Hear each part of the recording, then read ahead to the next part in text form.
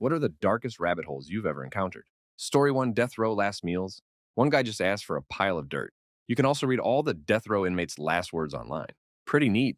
Some of them were creepy, but the best ones? Morbid of me, but here it is. Was where they stood firm in their innocence and swore they didn't do the crime. Then I'd Google their name and read up on the case. Usually it was like, oh, you didn't do it? Weird about the 4 witnesses, DNA evidence, and CCTV footage. But sometimes, I don't know. Story 2, researching more about 9/11 back in 5th grade.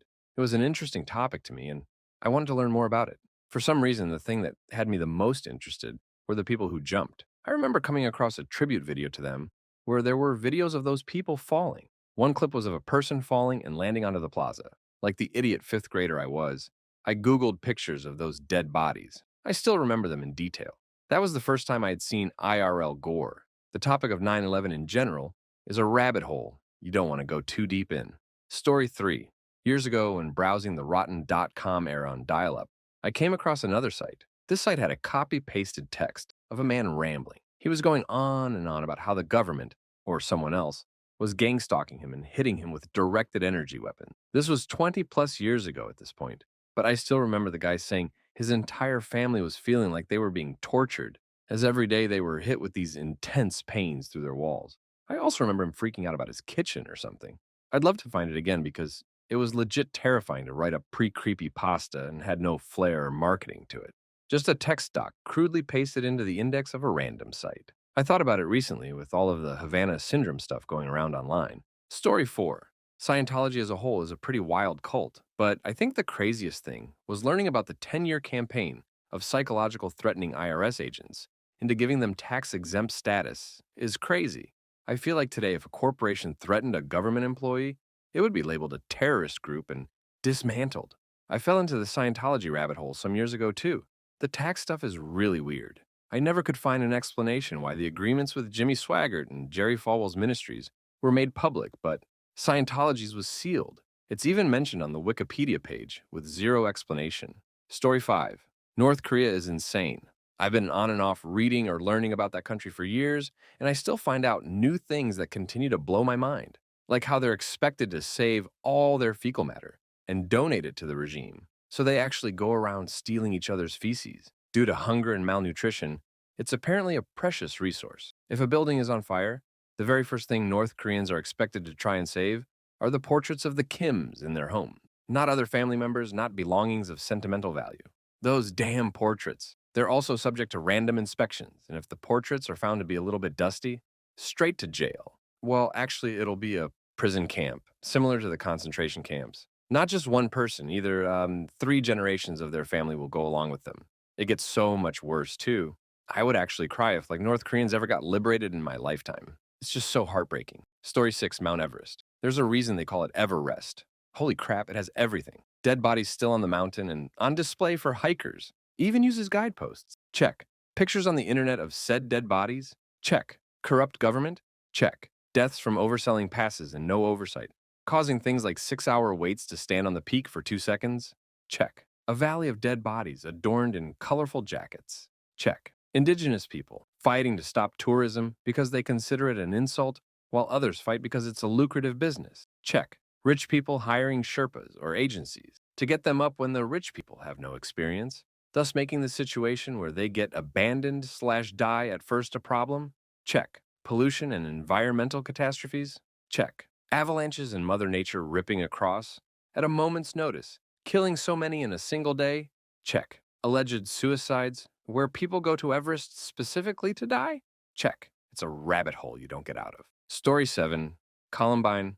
Generally speaking, if people know what it is, then all the facts they know about it are wrong. The media turned the entire massacre into what they wanted it to be. You can really get lost in the case. There's hours and hours of footage the killers created. Lost media, you can even read their diaries online. There's so many missed opportunities to stop the shooting, so many warnings and crazy coincidences, it feels never-ending. The further you go, you'll find that almost all well-known school or mass shootings were either directly or partly influenced by the shooting. Story 8. Used to work a weird work schedule where I had a couple of 24-hour workdays with only a couple hours break in between. With severe exhaustion and sleep deprivation set in, my ride home coincided with the AM radio show, Coast to Coast. It was very surreal in my head, to hear one guest talk knowledgeably about forgotten historical events that shaped our country, followed by a guy building an alien communication telepathy laser in his mother's basement, followed by a renowned scientist discussing his research in latest nanotechnology, followed by an author of a book about occult practices of Abraham Lincoln, with each segment guest given the same amount of credibility and serious discussion around each topic. Story 9. I personally enjoy the story of the UFO landing in Zimbabwe. Quite literally, no media attention. But it is the most interesting and realistic story of a UFO landing I have heard. Basically, a UFO landed near an elementary school, and aliens came out to greet the children, who were all outside for recess. All the adults were inside in a meeting.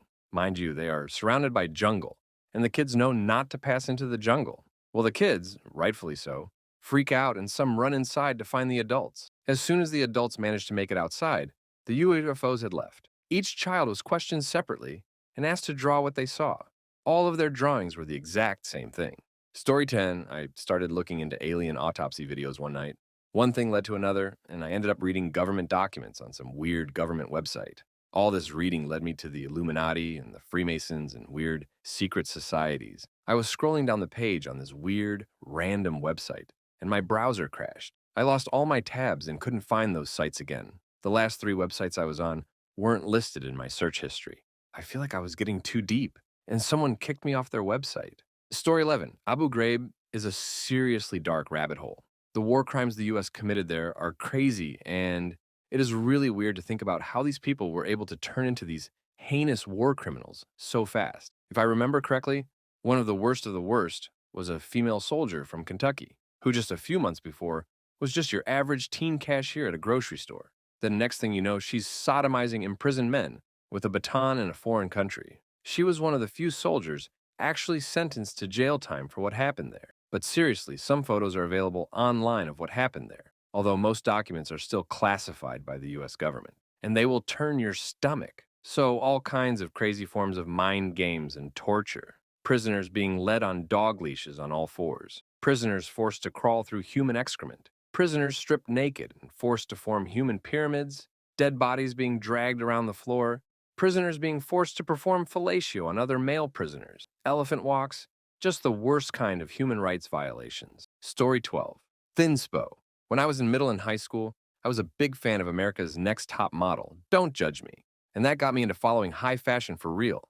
I got to the point where I could open Vogue or another fashion magazine and actually recognize many of the models in the ads. I still remember my favorite models. Anyway, I was looking for photos of a model I liked. I think I should share it on the Anth message board on IMDb, RIP. It was either Vlada Rozliakova or Olga Scherer. I remember that. So I clicked on one image and then went to the site, and it was a Thinspo site. For anyone wondering what the heck that is, it's an anorexia support community. Not supporting getting better, but actually supporting anorexia, also called pro-ani. The site was Thinspiration, via photos of hot skinny people, interspersed with advice to combat hunger pangs, like eating peppered lettuce and taking up smoking as an appetite suppressant. I had no idea this existed. Everyone in that community clearly had a disease, eating disorder, but they were all keeping each other down and acting like it was up. Me finding this site was a key moment in slowly ceasing to follow the fashion world. Story 13, Bohemian Grove, was a rather interesting rabbit hole I've looked over quite a few times.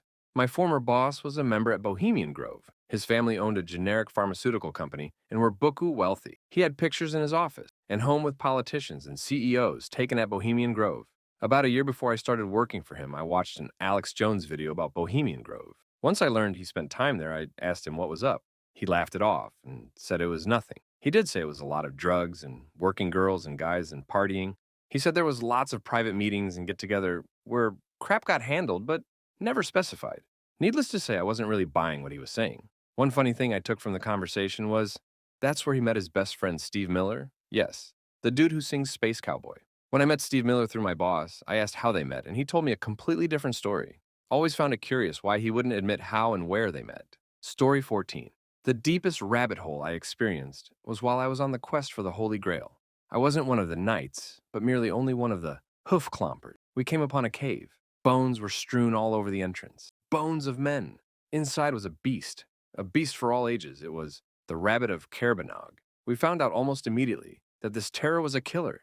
It chewed off the head of Sir Bors, a brave knight. We all yelled, "Run away! Run away!" Eventually, the leader of our crazy bunch, Arthur, suggested we use the holy hand grenade of Antioch to kill the new foe, this protector of the rabbit hole. The pin was pulled, and at the shout of three, the grenade was thrown and this terror destroyed. We didn't really inspect the rabbit hole. It honestly was kind of a waste of time. But we did proceed with the quest. Oh, yeah, the hole was pretty dark from what I could see. Story 15. Reading about all the radiation or nuclear accidents. My grandpa actually worked on nuclear bombs around the World War II era. He was a part of a lot of programs where he would be woken up in the middle of the night and had to leave for long periods of time, according to my mom. He also had so much radiation on him, he would make Geiger counters go crazy. Before he died, he got really bad dementia and would still have people from the government come and talk with him in his office for hours. He died not long after he got dementia. I'm not a conspiracy theorist, but that was always really odd. When I talked to him about it when I was little, he would always start talking with a lot of enthusiasm and then would just cut himself off, change the subject. That man led a crazy life. Story 16. Not really a rabbit hole, but it definitely sent me into one. I'm a biology major. Learning about atoms messed me up so bad. I was questioning everything. That orange pop over there? Yeah, it only exists because of constant chemical reactions causing hydrogen bonds. My mom? She's just a bunch of atoms and cells. Everything is just made of tiny little dipping dots. Our cells are literally moving right now. All we are is cells, just carbon and some other crap. And then you have the big questions. What if the inside of cells look huge to ribosomes? Like, it's just the internet or whatever. And Wreck-It Ralph, like, where they're surrounded by all the games in the arcade and crap. Like, does the inside of a cell look like from a ribosome's perspective? Oh, and you can't forget the fact that size is a stupid concept if you count space. We could literally be on a dandelion or some crap run like in the Lorax, and we'd never know. We are like atoms compared to the planets. Oh, and energy. It can be made but never destroyed. So what happens with all the light and crap and energy we use? Where does the energy go? When we run, does it go into the sidewalk? The air? If it can't be destroyed, nothing breaks it down. Is there an energy cap? Where's my energy at? I hate science. I miss being ignorant and dumb. Story 17. The correlation between oral spirochetes and Alzheimer's, heart disease, among many other things. These same bacteria that cause tooth decay are found in the brains of Alzheimer's patients. They ain't supposed to be anywhere but your mouth, and while correlation doesn't equal causation, it's been well known for years that dental health is connected to overall whole body health. My grandma was an RT and always told me if I didn't brush my teeth, I would die of a heart attack. Story 18. Back in high school, 1997 to 2001, I was very unhappy with my Catholic faith and was exploring other philosophies and faiths. In my internet searches, I came across Scientology.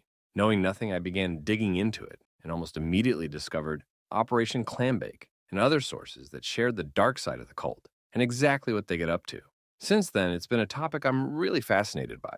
It's not an obsession by any means, but pretty much any time I see a new book or documentary about Scientology, it immediately goes on my to-read/watch list. Another rabbit hole, which I don't think many people are aware of at all, is the Royal Order of Jesters. They're a very secretive club within the Shriners. Since the Shriners are a club within Freemasonry, the Jesters are a secret club within a secret club within a secret club. They are invitation only, and asking for an invitation, or really referencing them at all, is a sure way to be blackballed. Their public face, as much as there is one, is that they are a social and entertainment group for wealthy men and nothing more. Story 19. If you're a tech-minded person, especially historical tech, I highly recommend the book The Cuckoo's Egg by Clifford Stoll. The short summary is that Stoll was a systems administrator at Berkeley in the 80s. At the time, computer system time was still very expensive, and so departments at the university were billed for their time, so much like how cell phone plans used to charge by the minute. Stoll was directed to track down a 75-cent discrepancy in the usage bill. He discovered that a hacker was using their servers to route his connection from overseas to other servers in the United States. Over the course of weeks, he tracked the hacker and discovered that they were located in West Germany and were hacking into U.S. government and military servers to steal information, which they were then selling to the KGB. As you might expect, the feds eventually get involved, and Stoll is very funny in his retelling of how he has to explain to the non-tech-minded feds exactly what's going on. And the story takes some really interesting turns. Story 20. Louisiana sleeping pills was a crazy one, and I can't find anything on it anywhere now. I saw it in a Wendigo video. He covers conspiracy theories, and it gives you a good spook if you listen to it. I forget the full context of the video, but essentially it was a chat room online that had a bunch of people talking about meeting up, parties, events, these sleeping pills, equipment, general topics for like a group of friends. Some internet people kept an eye out for it just because it sounded weird, and well, with some deep diving research from our lovely friends on the internet, timings between some events listed and certain conflicts around the world led to weird consistencies. Eventually, it was deduced that this chat room was being used by spec ops soldiers to communicate in time assassinations of major heads in terrorist organizations, with the term Louisiana sleeping pills referring specifically to bullets. Story 21. So, like, it's nothing big, but it's the only one I've come across myself and not seen online. I was on YouTube and wanted to travel down memory lane with classic ARGs. So I look up the name of one, and it pops up, but besides it, there's a completely different video that looks similar, but was from an entirely different channel. And it was posted, I kid you not, 20 minutes beforehand, so I click on the channel and it has a bunch of videos in a similar style. Sadly, I can't remember the name or find it. If you must know what ARG I was looking up, it's the one with the chick and the rabbit mask, in front of something that looks to maybe be some sort of camper or RV. Story 22. Recently, I climbed the tallest mountain in South Korea and became curious about the tallest mountains in other countries. Then I became curious if anyone has ever climbed the tallest mountain in every country on Earth. The answer is no, but there is one French guy attempting it, but he says he doesn't expect to pull it off before he dies, and the task is generally considered impossible, but not for the reasons you'd think. There are two countries that present a pretty much insurmountable barrier to the challenge. One is Bhutan, because they consider mountain peaks to be sacred and forbid anyone to climb them. And they're in the Himalayas, so it's not like you can just stroll up any of their mountains without anyone noticing. The other one, hilariously, is Vatican City, because no one's ever bothered to figure out where the highest geological point in the country is. Story 23. Saw an episode of Mad Men one time. They are eating at a picnic, finish, a wife just picks up a blanket, shaking it out, letting all the trash just blow away wherever. Don Draper finishes his drink and just chunks it. Lead me down the rabbit hole, wondering why they showed that. Learned how prior to those years, nothing really was trash prone. You bought it and kept it. Suddenly, companies were making one-time use products, and there were no trash bins in society to properly rid of the products. So littering became very problematic. Anti-littering campaigns started popping up, placing blame on consumers rather than companies now making cheap one-time use products. Regardless, it took a whole generation or more to change the norm and habits of people, to start being responsible and throwing away all this one-time use stuff now. It also explained the visible gap in habits I'd seen when I was a teen and working odd jobs cleaning up. Older silent era, older baby boomer aged people were the ones who did not pick up after themselves, leaving such a mess in parks and the theater I worked in. Younger customers would clear everything and toss everything away as they left. Younger generations were engrossed with anti-littering campaigns growing up.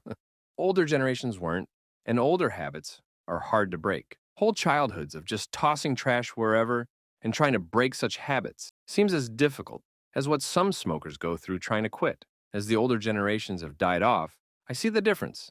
Stadiums aren't as trashed out after the games as they used to be. A lot more patrons pick up after themselves now. All this realization and connection from after seeing one short scene in a park of an episode of Mad Men. Story 24. I'm down one pretty deep right now. I went to a for-profit art school in California 20 years ago.